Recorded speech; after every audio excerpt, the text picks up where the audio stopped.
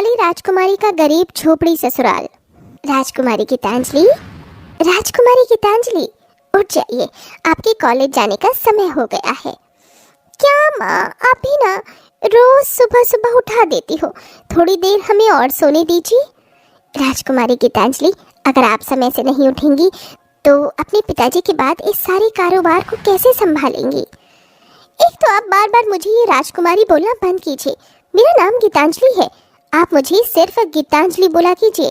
पता नहीं हमने क्या पाप किए थे जो भगवान ने हमें इस जन्म में राजकुमारी बना दिया। दुनिया भर की सारी लड़कियां राजकुमारी बनने के लिए रोती हैं और हम राजकुमारी क्यों बने इसीलिए रोते हैं। गीतांजलि अपने मखमल के बिस्तर से उतरती है और जल्दी से तैयार होकर नाश्ते के लिए आ जाती है। ये क्या माँ, आपने सिर्फ हमारे लिए इतना सब कुछ बनवाया है? हम रोज रोज ये सब खाकर थक चुके हैं। क्या हमें कभी नाश्ते में सिंपल नाश्ता नहीं मिल सकता क्या? राजकुमारी गीतांजलि, आप एक राजकुमारी हैं, तो आप खाने में सिर्फ राजकुमारियों जैसा ही नाश्ता करेंगी। अब जल्दी से नाश्ता करिए, ड्राइवर कब से आपका इंतजार कर रहे हैं। गीतांजलि अपना और ज़्यादा मूड खराब नहीं करना चाहती थी, इसलिए और अपनी बड़ी सी रोल्स रॉयस में बैठकर कॉलेज के लिए चली जाती है। इससे पहले कि कॉलेज आए, इससे पहले ही गीतांजलि रोज की तरह गाड़ी से उतर जाती है और कॉलेज चली जाती है।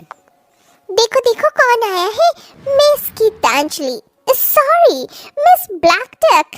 नाम तो देखो, ऐसा लगता है किसी बड़े से राज्य की राजकुमारी का नाम है, लेकिन इसकी शक्ल देखकर तो ये नाम इस पर बिल्कुल भी सोच नहीं करता। हमारे कॉलेज के फैंस में लगी धूल भी इतनी ज्यादा काली नहीं होगी जितनी तुम्हारी शक्ल काली है। हमने तुमसे कितनी बार कहा है कि हमें परेशान मत किया करो, वरना क्या कॉलेज से निकाल दोगी? भूलो मत, मेरे फादर इस कॉलेज के ट्रस्टी हैं। अगर ज्यादा बकवास की ना तो कॉलेज से निकलवा दूंगी। तुम अमीर लोगों को दूसरों को परेशान करने में बड़ा मजा आता है ना। तुम लोग बड़े ही पैसों से अमीर हो, लेकिन दिल से तो हमसे भी ज्यादा गरीब हो। चलो गीतांजलि यहाँ से।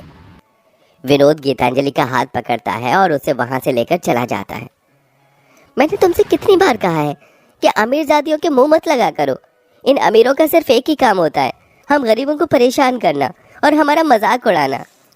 हर एक अमीर इंसान बुरा नहीं होता, कुछ कुछ अच्छे भी होते हैं। नहीं, हर एक अमीर इंसान बुरा ही होता है। वो सिर्फ हम गरीबों पर हंसते हैं, हमारा मजाक उड़ाते हैं और हमें परेशान करते हैं। ये सब करने में उन्हें बहुत मजा आता है। तुम्हें पता है, मैं बहुत खुश हूँ कि मुझे तुम जैसी एक अपनी तरह ही गरीब लड़की से प्यार हुआ। अगर तुम भी लड़कों की तरह अमीर होती ना तो मैं तुमसे कभी प्यार नहीं कर पाता। विनोद को अमीर लोग बिल्कुल भी पसंद नहीं थे, इसलिए गीतांजलि ने आज तक अपने राजकुमारी होने वाली बात विनोद से छुपाई थी। गीतांजलि के काले रंग के बावजूद भी विनोद गीतांजलि से बेहद प्यार करता था। समय गुजरता है, इन दोनों की पढ़ाई पूरी हो जाती है। गीतांजलि, हमारी पढ़ाई पूरी हो चुकी है, तो अब हम लोग कब शादी करेंगे? इतने सालों में आज तक तुमने मुझे कभी भी अपने परिवार वालों के बारे में नहीं बताया। अगर तुम मुझे बताओगी नहीं तो मैं रिश्ता लेकर तुम्हारे घर कैसे जाऊंगा? विनोद, मेरा इस दुनिया में कोई भी नहीं है, इसलिए मैंने आज तक कभी तुमसे ये बात नहीं कही। हे भगवान, मुझे माफ कर देना। मैं जानती हूँ और ये झूठ बोलकर मैं बहुत बड़ी गलती कर रही हूँ, लेकिन मेरे पास इसके अलावा और कोई दूसरा रास्ता नहीं है। कोई बात नहीं गीतांजलि, आज के बाद मेरा परिवार ही तुम्हारा परिवार है। हम लोग कल ही मंदिर में शादी कर लेंगे। गीतांजलि ये बात जानती थी कि उसके परिवार वाले कभी भी उसकी विनोद की शादी के लिए हाँ नहीं करेंगे, इसलिए गीतांजलि रात होने का इंतजार करती है और हमेशा हमेशा के लिए अपना महल छोड़कर विनोद के पास आ जाती है। अगले दिन होते ही गीतांजलि और विनोद मंदिर में शादी कर लेते हैं। ये क्या भैया, हमने तो सोचा था कि आप लव मैरिज करके भाभी ला रहे हो। दिखने में तो भाभी बहुत सुंदर होंगी, लेकिन ये तो काली कलोटन है, और ये तो अपने साथ कोई दहेज भी नहीं लेकर आई। और कर लव मैरिज, अगर तुम मेरी पसंद की लड़की से शादी करता तो लड़की सुंदर भी आती और साथ में दहेज भी लेकर आती। अपनी सास और नंद का ऐसा बर्ताव देख राजकुमारी गीतांजलि को बहुत बुरा लगता है, लेकिन गीतांजलि उनसे कुछ नहीं कहती। राजकुमारी होने की वजह से गीतांजलि ने कभी भी घर के कोई भी काम नहीं किए थे, जिसके चलते उसे अपने ससुराल में अब काफी सारी परेशानियों का सामना करना पड़ रहा था। अरे हमारा घर चलाकर ही मानेगी क्या? पूरे घर में धुआं धुआं कर दिया। वो मैंने कभी भी चूल्हे पर खाना नहीं बनाया है ना, इसीलिए ये धुआं धुआं हो गया। तो क्या अपने घर में किसी इंडक्शन पर खाना बनाती थी? तो भी तो हमारी तरह गरीब ही है ना। अब मैं इन्हें कैसे समझाऊं? खाना बनाना तो दूर की बात है, माँ ने तो मुझे आज तक अभी किचन में भी नहीं जाने दिया। गीतांजलि जैसे तैसे करके खाना बनाती है। सब लोग जैसे ही गीतांजलि के हाथ का खाना खाते हैं। छी, ये तूने बनाया है? खाने में मुझे तो ये खाना कम गाय का गोबर ज्यादा लग रहा है। सारी की सारी रोटियां जल गई, दाल में मसाले नहीं है, सब्जी में तूने इतना नमक डाल दिया है। तुझे खाना बनाना नहीं आता क्या? माँ, इसे खाना बनाना आता भी कैसे होगा? अनाथ जो है, अगर इसकी माँ होती तो कम से कम इसे खाना बनाना तो सिखाती। ना शक्ल ना सूरत ढंग की है और ना ही इसे कुछ काम आता है। जिस गीतांजलि के आवाज पर उसके महल में नौकरों की लाइन लग जाती थी, राजकुमारी गीतांजलि को अब नौकरों की तरह अपने ससुराल में काम करना पड़ रहा था। छी, क्या मैं गोबर को हाथ लगाऊंगी? गोबर के उपले बनाने को कहा है, ना कि कोई कटर साफ करने के लिए, जो इतना गंदा मुंह बना रही है। हम तो हमेशा ही गोबर के उपले बनाते हैं। चल अब जल्दी से गोबर के उपले बना। इस गोबर में से तो इतनी ज्यादा गंदी बदबू आ रही है। अब मैं इसके उपले कैसे बनाऊं? हे भगवान, अब मैं क्या करूं? बेचारी गीतांजलि नाक पर कपड़ा बांधती है और जैसे तैसे करके गोबर के उपले बनाती है। गीतांजलि के काले रंग की वजह से उसकी नंद और उसकी सास उसे बिल्कुल भी पसंद नहीं करती थी और हमेशा उसे ताने दिया करती थी, लेकिन बेचारी के लिए सब कुछ वो सह लेती थी। ऐसे ही एक दिन, माँ, ये आपको क्या हो गया? आपके पूरे शरीर में ये कैसे निशान हो गए? पता नहीं बेटा, क्या हो गया?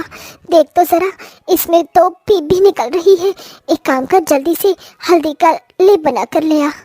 लगता है माँ जी को एलर्जी हो गई है। अगर वो इस पर हल्दी का लेप लगाएंगे तो उनकी एलर्जी और बढ़ जाएगी। एक काम करती हूँ, जल्दी से जाकर इनके लिए मेडिकल से दवाई लेकर आती हूँ।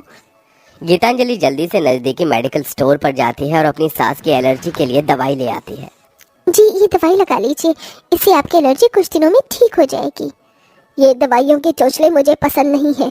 मैं तो बस हल्दी का लेप ही लगाऊंगी, उसी से ठीक हो जाऊंगी। प्लीज माँ जी, इसे लगा लीजिए। अगर आपने हल्दी लगाई तो आपकी परेशानी और ज्यादा बढ़ जाएगी। गीतांजलि के बार बार कहने पर गायत्री दवाई को लगा देती है, जिसके चलते गायत्री की एलर्जी धीरे धीरे ठीक होने लगती है।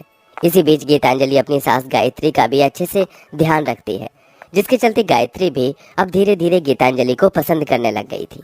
अरे ये क्या, गीता तो अपना लंच यहीं भूल गई। गीतांजलि गीता का लंच लेकर उसके पास जाती है। तभी गीतांजलि को गीता दिखाई देती है, जो बस स्टॉप पर बस का वेट कर रही थी।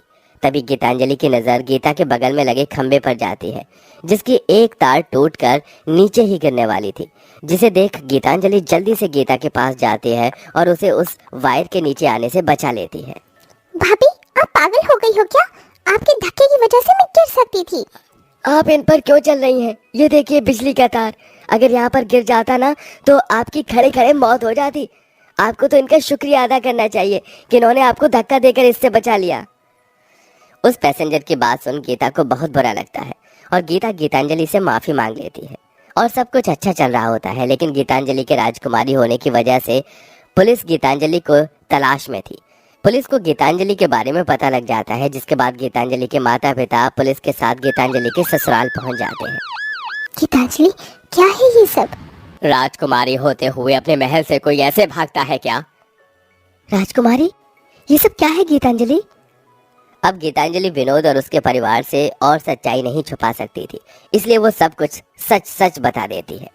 विनोद, मुझे माफ कर देना।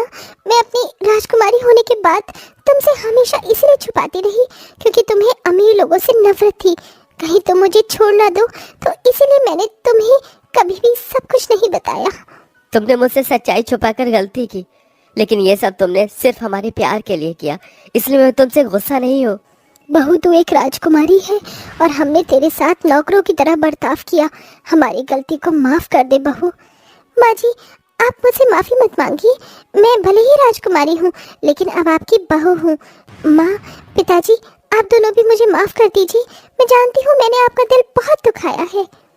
नहीं बेटा, तुम्हें हमसे माफी मांगने की कोई जरूरत नहीं है। हम तो बहुत खुश हैं। अमीर होने के बाद भी तुम्हारा दिल इतना बड़ा है। हमें तुमसे अब कोई नाराजगी नहीं है। अपने माता पिता की बात सुन गीतांजलि बहुत खुश होती है, जिसके बाद अब गीतांजलि एक राजकुमारी बनकर अपने सारे कर्तव्य को पूरा करती है, वहीं एक बहू की तरह अपने ससुराल की जिम्मेदारियों को भी संभालती है।